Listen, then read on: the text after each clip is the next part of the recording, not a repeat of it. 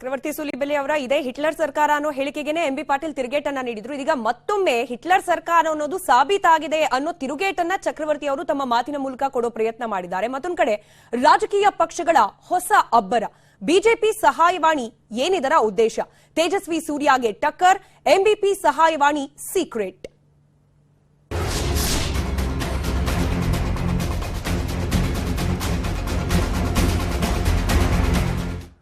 BJP ಹಾಗೆ ಕಾಂಗ್ರೆಸ್ ನಡುವೆ ಈಗ ಸಹಾಯವಾಣಿಯ ಸಮರ ಪ್ರಾರಂಭವಾಗಿದೆ. ಬಿಜೆಪಿಯಿಂದ ಹೆಲ್ಪ್ ಲೈನ್ ಆರಂಭಿಸುವ ಮಾತು ಹೊರಬಿಡ್ತಾ ಇದ್ದಂತೆ ಕಾಂಗ್ರೆಸ್ ನಾಯಕರು ಕೂಡ ಅಂಥದ್ದೇ ಒಂದು ಹೆಲ್ಪ್ ಲೈನ್ ನ ಪ್ರಸ್ತಾಪ ಮಾಡಿದ್ದಾರೆ.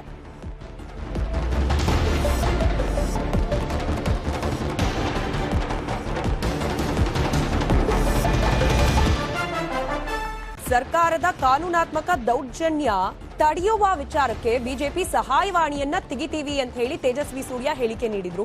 ಬಿಜೆಪಿಗೆ ಟಕ್ಕರ್ ಕೊಡೋಕೆ ಇದೀಗ ಎಂಬಿ ಪಾಟೀಲ್ ಕೂಡ ತಮ್ಮ ಪಕ್ಷದ ನಾಯಕರಿಗೆ ಸಲಹೆಯೊಂದನ್ನ ನೀಡಿದ್ದಾರೆ. ನಾವು ಕೂಡ ಸಹಾಯವಾಣಿಯೊಂದನ್ನ ತೆರಿಬೇಕು, ಶಾಂತಿಯುತ ಕರ್ನಾಟಕಕ್ಕಾಗಿ ಸಹಾಯವಾಣಿ ತೆರೀರಿ ಅಂತ ಹೇಳಿ ಎಂಬಿ ಪಾಟೀಲ್ ತಮ್ಮ ಸಚಿವ ಸಂಪುಟದ ಸಹೋದ್ಯೋಗಿಗಳನ್ನ ಮೆನ್ಷನ್ ಮಾಡಿ ಟ್ವೀಟ್ ಮಾಡುವ ಮೂಲಕ ಪ್ರಸ್ತಾಪ ಮಾಡಿದ್ದಾರೆ.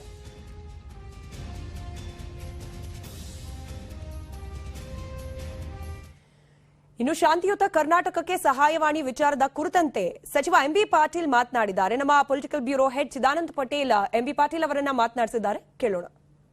ಜೊತೆ ಸಚಿವರಾಗಿರ್ತಕ್ಕಂಥ ಎಂಬಿ ಪಾಟೀಲ್ ಅವರಿದ್ದಾರೆ. ಎಂಬಿ ಪಾಟೀಲ್ ಅವರೇ, ಸಮಾಜದಲ್ಲಿ ಶಾಂತಿ ನೆಲೆಸಬೇಕು, ಹಾಗಾಗಿ ಒಂದು ಹೆಲ್ಪ್ ಲೈನ್ ಮಾಡಿ ನಾವು ಡೆವಲಪ್ಮೆಂಟ್ ಅಜೆಂಡಾದಲ್ಲಿ ಇರ್ತಕ್ಕಂಥದ್ದು ಒಂದು ಟ್ವೀಟ್ ಅನ್ನ ಮಾಡಿದ್ದೀರಾ. ಗೃಹ ಸಚಿವರು, ಮುಖ್ಯಮಂತ್ರಿಗಳು, ಡಿಸಿಎಂ ಮೇಲೆ ಒತ್ತಾಯಿಸಿದ್ದೀರಾ. ಇದರ ಹಿಂದಿನ ಉದ್ದೇಶ ಏನು ಸರ್? ಎಲ್ಲಿವರೆಗೆ ಇದು ಸರ್ವ ಜನಾಂಗದ ಶಾಂತಿಯುತ ಊಟ ಆಗಿರ್ತದೆ ಅಲ್ಲಿವರೆಗೆ ಜನ ಕರ್ನಾಟಕಕ್ಕೆ ಬರ್ತಾರೆ. ಈಗ ನಾನು ಇಂಡಸ್ಟ್ರೀಸ್ ಮಿನಿಸ್ಟ್ರು, ಯಾವುದೇ ಇಂಡಸ್ಟ್ರೀಸ್ ಇಲ್ಲಿ ಬರಬೇಕಾದ್ರೆ ಅದು ಅಲ್ಲಿ ಶಾಂತಿ ಇರಬೇಕು ಆ ರಾಜ್ಯಗಳಲ್ಲಿ. So Karnataka is a peace loving state, ಹೀಗಾಗಿ ಪ್ರೋಗ್ರೆಸಿವ್ ಸ್ಟೇಟ್ ಆಲ್ಸೋ. ಹೀಗಾಗಿ ನಾನು ಭಾವಿಸಿದ್ದು ಕಳೆದ 4 ವರ್ಷಗಳೇನು ಆಗಿದ್ದಾವೆ, ಅದು ಯಾವುದೇ ಧರ್ಮ ಇರಲಿ, ಅದು ಯಾವುದೇ ಧರ್ಮ ಇರಲಿ, ಯಾವುದೇ ಜಾತಿ ಇರಲಿ, ಯಾವುದೇ ಭಾಷಿಕರಿರಲಿ, ಇದು ಇಲ್ಲಿ ಏನು ಫ್ರೀಡಮ್ ಎಕ್ಸ್ಪ್ರೆಷನ್ ಇದೆ ಅದು ಬಹಳ ಸೌಹಾರ್ದಯುತವಾಗಿರಬೇಕು. ನಿಮ್ಮ ಅಭಿಪ್ರಾಯಗಳನ್ನ ಮಂಡನೆ ಮಾಡಲಿಕ್ಕೆ ಅವಕಾಶ ಇರಬೇಕು. ಅದರ ದುರುಪಯೋಗ ಆಗಬಾರ್ದು, ಕೆಟ್ಟ ಭಾಷೆಗಳನ್ನ ಪದಯೋಗ ಮಾಡುವಂತದ್ದು ಇಂಥದನ್ನ ಆಗಬಾರ್ದು. ಅದನ್ನ ಈ ಶಾಂತಿಯನ್ನ ಕದಲಿಸುವಂತ ಕೆಲಸ ಆಗಬಾರ್ದು. ಸಂಸದ ತೇಜಸ್ವಿ ಸೂರ್ಯ ಅವರು ಸೂಲಿಬೆಲೆ ಅವರಿಗೆ ವಾಕ್ ಸ್ವಾತಂತ್ರ್ಯಕ್ಕೆ ಕಡಿವಾಣ ಮಾಡೋ ಮುಖಾಂತರ ಇದೊಂಥರ ಬೆದರಿಕೆ ತಂತ್ರ ಅಂತ ಇವತ್ತು ಸ್ಟೇಟ್ಮೆಂಟ್ ಕೊಟ್ಟಿದ್ದಾರೆ. ನೋಡಿ, ನಾನು ಏನು ಹೇಳಿದ್ದೀನಿ, ಯಾರು ಇದನ್ನ ಮಾಡ್ತಾರೆ, ಇವ್ರು ಮಾಡದಿದ್ರೆ ಮುಗೀತಲ್ಲ. ನೀವೇ ಕುಂಬಳಕಾಯಿ ಕಳ್ಳ ಹೆಗಲ ಮೇಲೆ ನೋಡ್ಕೊಂಡು ಕೊಡ್ತಾ ಇದ್ರಿ. ತಪ್ಪು ಮಾಡಿದ್ರೆ ಅವ್ರು ಶಿಕ್ಷೆ ಅನುಭವಿಸ್ತಾ ಅಂತ. ತಪ್ಪು ಮಾಡೋನಿಗೆ ಆ ಭಯ ಇರಬೇಕಲ್ಲ. ತಪ್ಪು ಮಾಡದೆ ಅವ್ನಿಗೆ ಯಾಕೆ ಭಯ?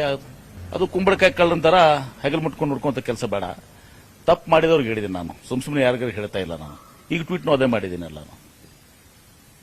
ಕಾಂಗ್ರೆಸ್ ನಾಯಕರು, ಬಿಜೆಪಿ ನಾಯಕರುಗಳಿಗೆ ಸರ್, ಬಿಜೆಪಿ ಕಾರ್ಯಕರ್ತರಿಗೆ ಏನಾದ್ರೂ ಬೆದರಿಕೆ ಇದೆಯಾ ಸರ್ ಕಾಂಗ್ರೆಸ್ ಇಂದ? ಅವರು ಒಂದು ಹೆಲ್ಪ್ ಲೈನ್ ಅನ್ನು ಸ್ಟಾರ್ಟ್ ಮಾಡ್ತೀವಿ ಅಂತ ಹೇಳಿದ್ದಾರೆ.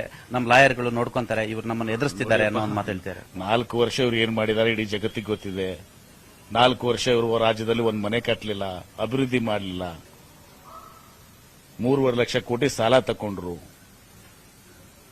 ಒಂದೇ ಒಂದು ಮನೆ ಇವತ್ತು ದಿವಸ ಬದುಕನ್ನು ಕಟ್ಟಿಕೊಡೋ ಕೆಲಸ ಆಗಲಿಲ್ಲ, ಬರೀ ಭಾವನೆಗಳನ್ನ ಕೆಲಸುವಂತ ಕೆಲಸ ಮಾಡಿದ್ರು. ನಾನು ಈಗಲೂ ಅವ್ರಿಗೆ ವಿನಂತಿ ಮಾಡ್ಕೋತೇನೆ, ರಾಷ್ಟ್ರಕ್ಕೂ ಕುವೆಂಪು ಹೇಳಿದಂಗೆ ಸರ್ವ ಜನಾಂಗದ ಶಾಂತಿಯ ತೋಟ ಆಗಿರಬೇಕು.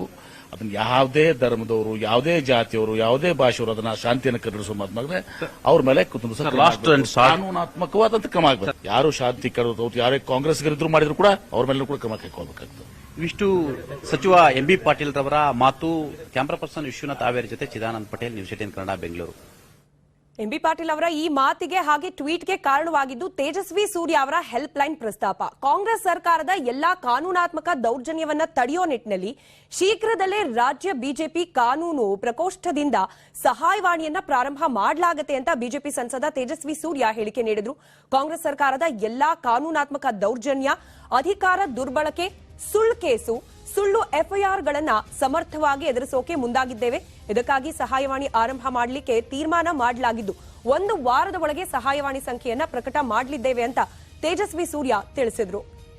ಹೋರಾಟದಲ್ಲಿ ಸ್ಪಷ್ಟವಾಗಿ ಹೇಳ್ತೀವಿ, ನಮ್ಮ ಕಾರ್ಯಕ್ರಮಗಳನ್ನು ಹತ್ತಿಕ್ಕುವಂಥದ್ದು, ಅಭಿವ್ಯಕ್ತಿ ಸ್ವಾತಂತ್ರ್ಯವನ್ನು ಹತ್ತಿಕ್ಕುವಂಥ ಪ್ರಯತ್ನ ಈ ಸರ್ಕಾರದಿಂದ ನಡೆದರೆ ಸರ್ಕಾರದ ಸದನದ ಒಳಗಡೆ ಇರಬಹುದು ಪೊಲೀಸ್ ಸ್ಟೇಷನ್ಗಳಲ್ಲಿರ್ಬೋದು, ಕೋರ್ಟ್ಗಳಲ್ಲಿರ್ಬೋದು, ಹೊರಗಡೆ ರಸ್ತೆಗಳಲ್ಲಿರ್ಬೋದು, ಸರ್ಕಾರದ ವಿರುದ್ಧ ಹೋರಾಟದ ಮೂಲಕ ನಮ್ಮ ಅಭಿವ್ಯಕ್ತಿ ಸ್ವಾತಂತ್ರ್ಯವನ್ನು, ರಾಜಕೀಯ ಚಟುವಟಿಕೆಗಳ ನಡೆಸುವಂತ ಹಕ್ಕನ್ನು ನಾವು ಕಾಪಾಡಿಕೊಳ್ಳುವಂತ ಕೆಲಸ ನಾವು ಮಾಡೇ ಮಾಡ್ತೀವಿ. ನಮ್ಮ ಕಾರ್ಯಕರ್ತರ ಪರವಾಗಿ ನಾವು ನಿಂತ್ಕೊಳ್ತೀವಿ.